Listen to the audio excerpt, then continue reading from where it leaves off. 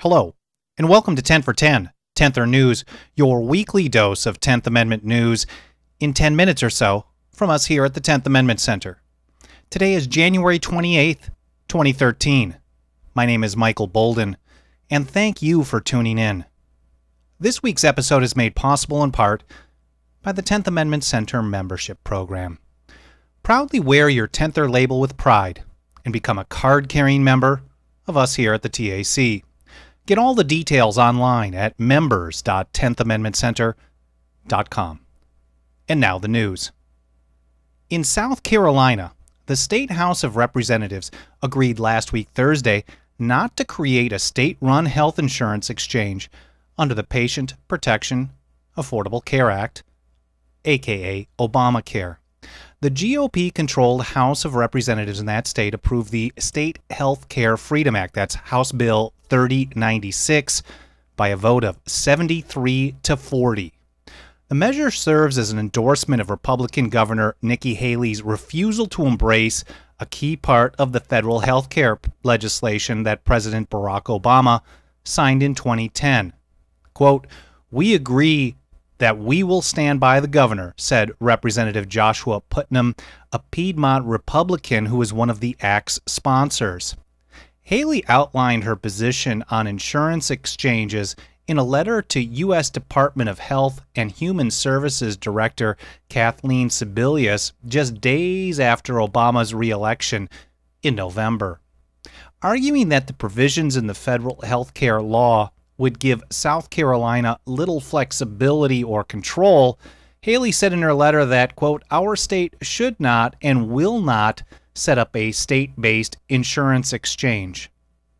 Tony Keck, director of the South Carolina State Department of Health and Human Services, acknowledged that if the state opts not to act, federal officials will create an insurance exchange where South Carolina residents can choose from competing health coverage plans and run by the federal government. But Keck also noted that 24 other states have decided not to create their own insurance exchanges for reasons similar to those Haley cited. Quote, "It doesn't make sense for a state to get involved," he said. The legislation approved last week Thursday now will move on to the South Carolina Senate, where inside sources tell us it has a strong path towards approval. Track the status of similar legislation in states around the country at tracking.10thamendmentcenter.com/Obamacare. Again, that's tracking.10thamendmentcenter.com/Obamacare. Out in Hawaii, with a 12-plus year federal government-defined track record with its medical marijuana program, the Hawaii legislature will consider the next step during this 2013 legislative session, full legalization of pot for recreational use in defiance of federal law, the executive branch, and the Supreme Court.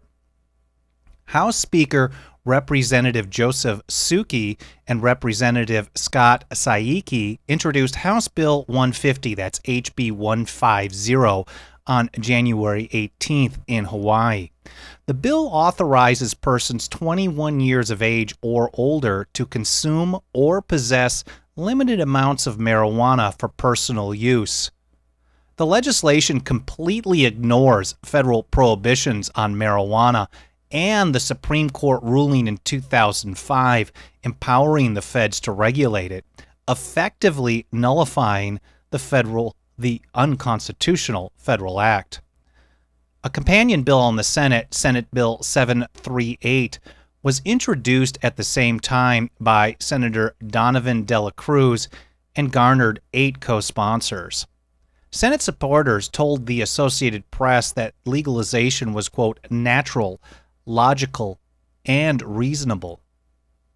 10th Amendment Center National Communications Director Mike Meharry had this to say, quote, "Issues like this were meant to be dealt with at the state level. Why should some politician thousands of miles away across the Pacific Ocean dictate Hawaii's marijuana policy? He shouldn't. And if the Hawaii legislature has the fortitude to follow through with this measure, he won't." Meharry went on to point out that the push to legalize weed in Hawaii and a similar measure under consideration in New Hampshire right now, along with medical marijuana bills pending in several states around the country, indicate the broad scope and bipartisan nature of the nullification movement in the United States. He said, "If you listen to the media pundits, you will come away thinking that nullification is just something for bitter, anti-Obama Republicans. But this marijuana bill in Hawaii, and many like it across the United States, prove that people of every political stripe embrace nullification when it fits their own agenda. It's not about the president. It's not about some conservative plot to undermine him. It's about limiting federal power to its constitutionally prescribed role," he said. And he continued, "I just wish we could get the left to recognize that resisting an unconstitutional drug war rests on the same foundation as resisting an unconstitutional health care plan, unconstitutional gun grabs, and of course, vice versa." End quote. Track the status of similar legislation in states around the country at tracking.10thamendmentcenter.com/marijuana. Again, that's tracking.10thamendmentcenter.com/marijuana. On the right to keep and bear arms, more states and communities are standing up in defense of these essential natural rights. New legislation has been introduced to protect the right to keep and bear arms in Pennsylvania, Alaska, Mississippi, and elsewhere. And in Franklin County, Indiana, the Board of Commissioners there unanimously passed a Second Amendment preservation ordinance last week. It reads in part, quote, "All federal acts, laws, orders, rules, or regulations regarding firearms are a violation of the Second Amendment." End quote. The ordinance continues beyond that declaration with the following important statement. Quote, "The Franklin County Board of Commissioners declares that all federal acts, laws, orders, rules, regulations, past, present, or future, in violation of the Second Amendment to the Constitution of the United States, are not authorized by the Constitution of the United States and violate its true meaning and intent as given by the founders and ratifiers, and are hereby declared to be invalid in this county, shall not be recognized by this county, are specifically rejected by this county, and shall be considered null and void and of no effect in this county." End quote. Recognizing that federal acts almost always require support, logistics, and the like from state or local governments, the final portion of the ordinance passed in Franklin County is what would give it the most effect in helping protect the rights of the people living there.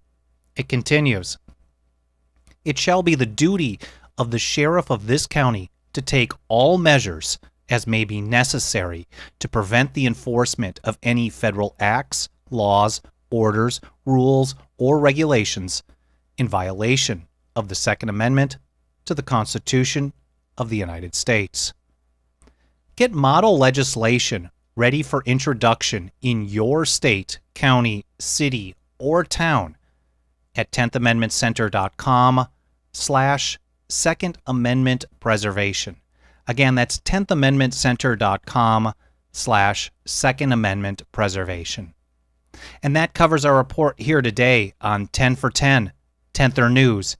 Get 10 minutes or so of 10th Amendment news every single week from us here at the 10th Amendment Center.